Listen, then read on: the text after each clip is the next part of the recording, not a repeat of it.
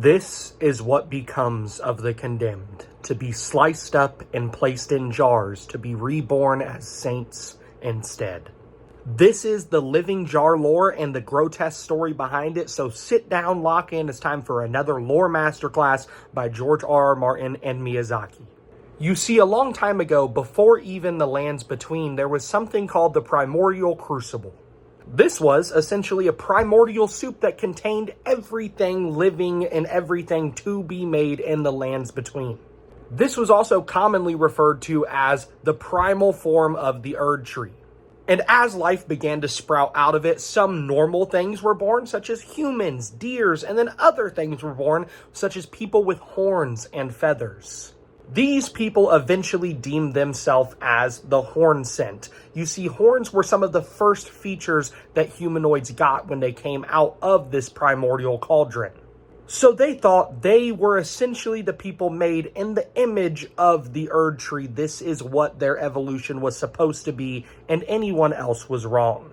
And surprise, surprise, this story is going to contain religious fanaticism. And the Hornsent people really love their horns.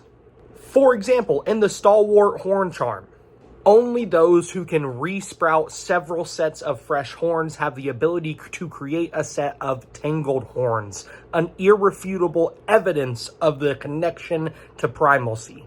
You see, they very much valued that, which means they didn't too much value people that didn't have horns or any of those primal connections. And this is where the jars start to come in. Because what looks really similar to a cauldron? The thing that they were born out of. A jar. And things start to take a mighty dark turn. Now there was a village in the land of shadows. Unbeknownst to the Hornsent, this village is the birthplace of the god queen Marika. But you see, these were normal-looking humanoids, and the Hornsent didn't like that. No. You're not made in the image of the primordial cauldron. That's a problem. And guess what? We know how to solve it. We're going to cut you into pieces and stuff you into jars. Now, it may seem harsh, but you see, they were doing this to make people born again. You see, you were a sinner if you were, human. So that's a problem, right? So they have to fix it. How do you fix it? Well, you cut them up and you stuff them into a jar, and eventually they will be born again. Throughout the primordial cauldron, it is a religious tact that they use to make you pure. And they found that these shamans in particular, the shamans of Marika, the people that birthed and raised her, well, for some reason, the reason of which we do not know, they blend very well into these jars. This is found in the description of the tooth whip item as it reads.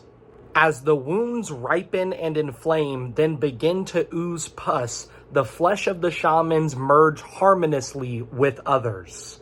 So the Hornsent believed that they really had something going here. So that entire village of shamans, the same village that both Marika and Mesmer at the time were living in, well, to the Hornsent, all of them were sinners. So what did they do? Well, let's just say they made a lot of jars.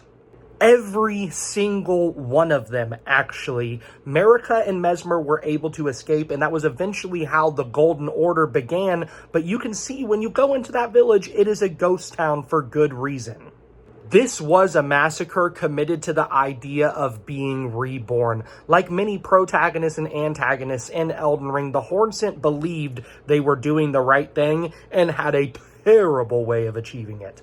Almost all of those living jars you see in the game are almost direct ancestors to Marika because of how well that shaman bloodline blended into those jars.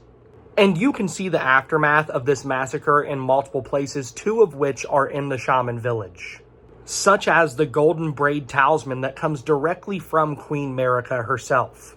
That item description states what was her wish, what was her prayer, the offering to the grandmother. No one is left alive to know. And the minor Erd tree spell, the spell by Queen Marika herself that states in the item description. Marika bathed her home village in gold, knowing full well there was no one to heal. And another big area for this lore is Shadowkeep, where Mesmer stayed.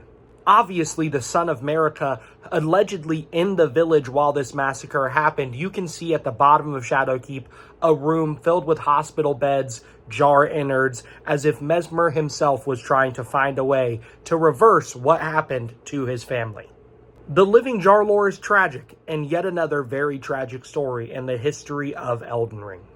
But if you guys watched the entire video, much love to you, honestly. Subscribe if you want to see more Elden Ring content, and if you like this video, please like it. You have no idea how much it helps me. You all have a wonderful day, and let me know what you want to see next.